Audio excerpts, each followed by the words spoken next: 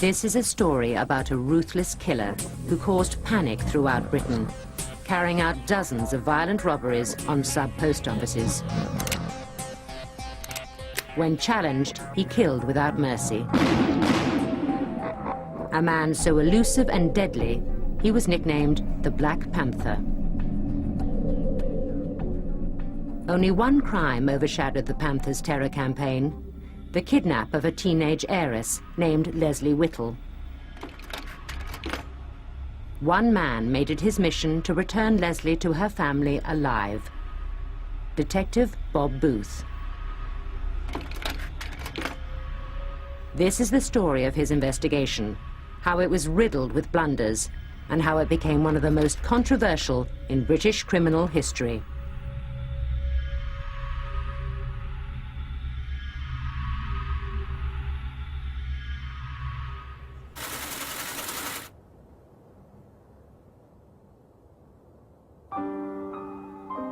The story of Leslie Whittle's kidnap began on January the 14th, 1975, in the mining village of Heiress, Shropshire. Here, 17-year-old Leslie shared a large detached home with her mother. Detective Bob Booth was quickly on the scene. He'd just been awarded the MBE for solving every one of the 70 murders he'd investigated.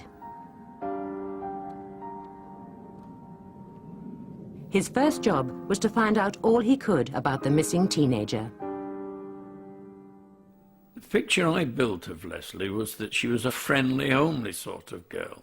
Pleasant, nice to be with. She was a girl loved by her mother, loved terribly deeply by her mother. And that showed, because I have never seen a mother so distraught in my life. It was clear that Leslie had been snatched from her bed in the middle of the night. She'd taken none of her clothes except a dressing gown.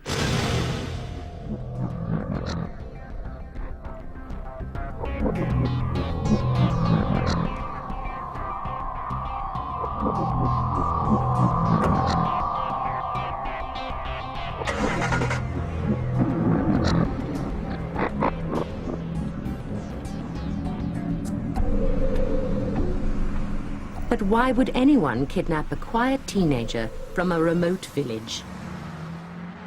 Booth discovered that Leslie's family owned a large coach firm in the area, and she was due to inherit part of the family fortune.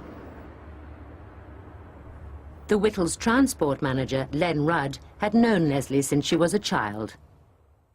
Leslie was great. She was fun-loving, no airs and graces.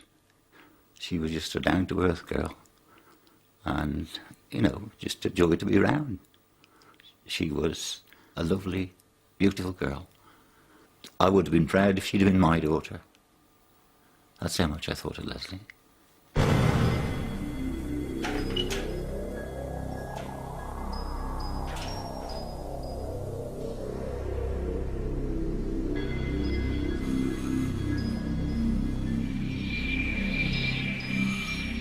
Booth knew if he was to bring Leslie back home alive, he had to follow the kidnapper's instructions left on dymo tape on a chocolate box in the family lounge. It gave you instructions to be at a telephone kiosk in Kidderminster between 6 o'clock that night and 1 o'clock in the morning, to answer the call only and give your name, and take the £50,000 ransom money, and that, most emphatically, no police and no tricks, otherwise death.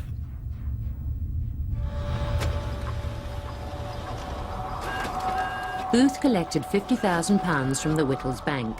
Every note was then photocopied so it could be traced later. Leslie's brother Ronald was the courier. Because of the death threat, he arrived at the rendezvous alone. But hidden nearby, undercover policemen were watching every move.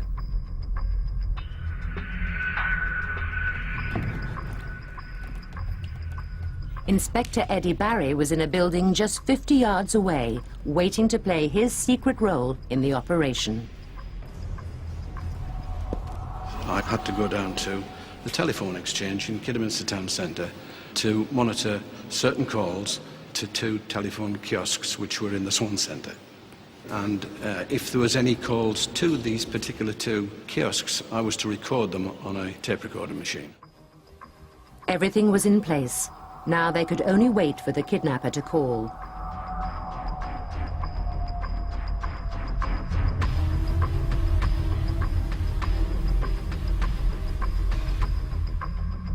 But then came a problem.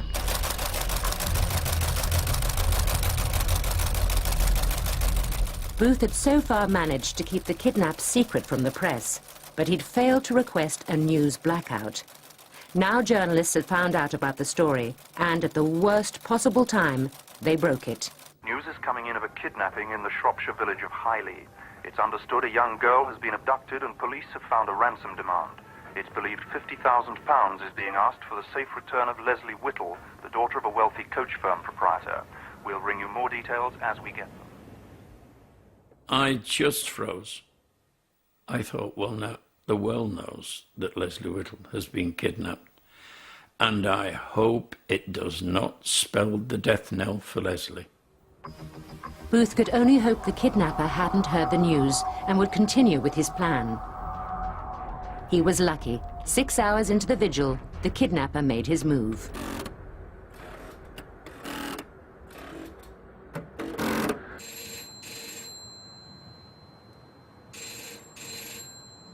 About 12 midnight, a call came through to one of the kiosks, and it rang, and it rang, and I switched on the tape recorder.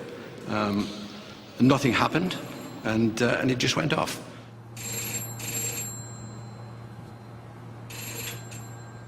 And I spoke to Bob and told him what had happened, that no one had answered the telephone. I expected somebody to be in there, and he was not pleased.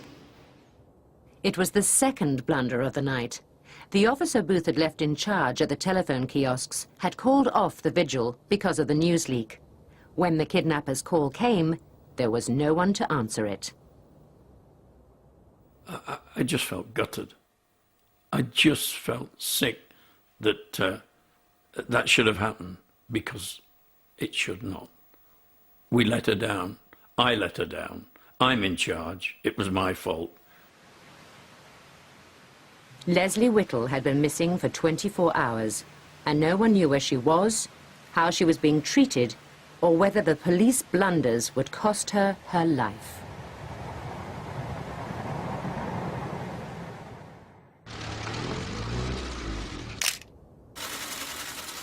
As the second day of Leslie Whittle's kidnap ordeal began, the world's press descended on Highley.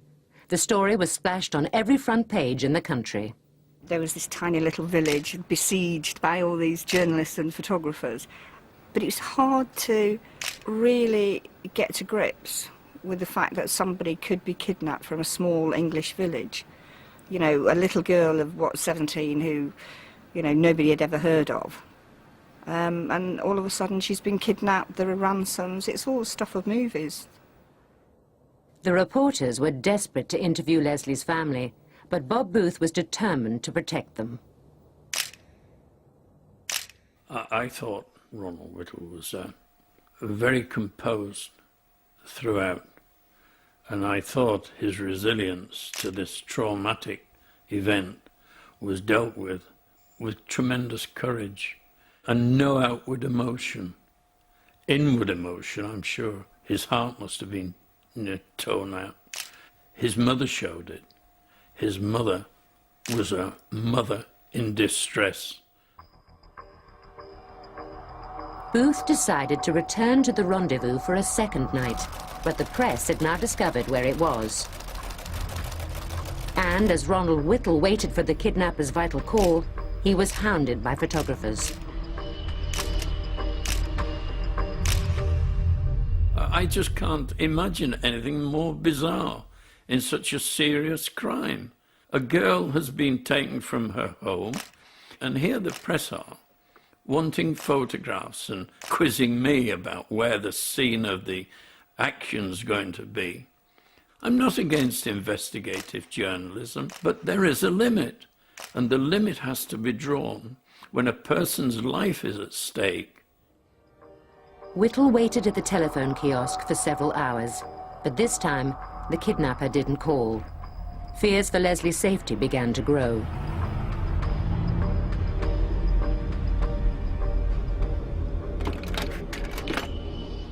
What on earth am I thinking is the predicament of Leslie Whittle? Where is she? Hell, I thought. The poor girl. I don't know how she's being treated. I don't know how she's being held. I'm fearful of her safety. I thought, if this is getting emotionally involved, I've bought it hook, line and sinker. After 2 days, Leslie Whittle was no nearer being returned safely to her family.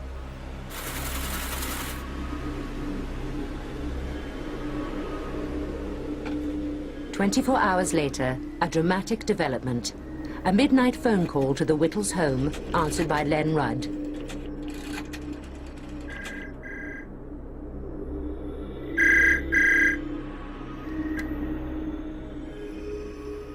It was Leslie's voice. Mom, you get to go to Kids Grove Post Office telephone box.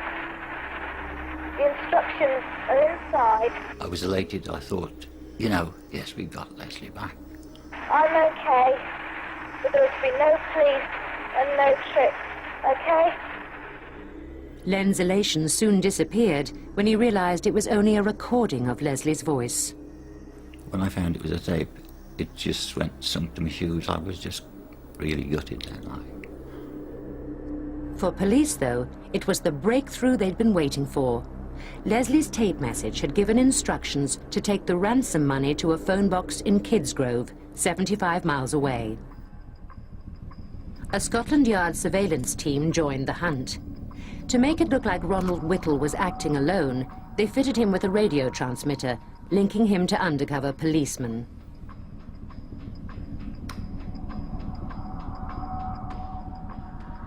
Meanwhile, Booth alerted Staffordshire police that a sensitive ransom run was taking place on their patch. I jokingly said, tell them to stay in bed, because I didn't want any police intrusion, if you like, from Staffordshire to be involved in this very, very delicate and sensitive operation. But all the careful preparations had taken time, and when Ronald Whittle finally got to Kidsgrove, he was more than an hour late. Then he spent another 30 minutes searching frantically for the message, which had been hidden behind the backboard.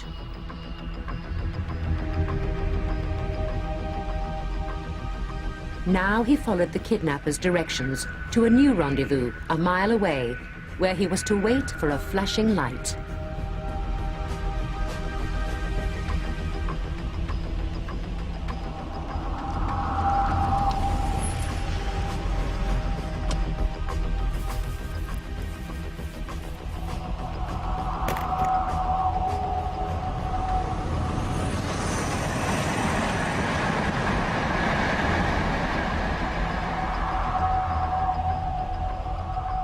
But there was to be no ransom drop.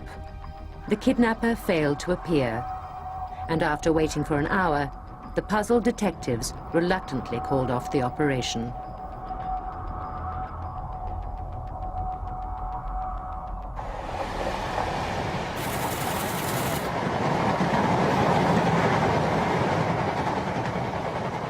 At daybreak, police got a better view of the scene of the aborted ransom drop. It was at Bathpool Park, a local beauty spot. Booth says he wanted to mount a full-scale search, but the Scotland Yard team disagreed.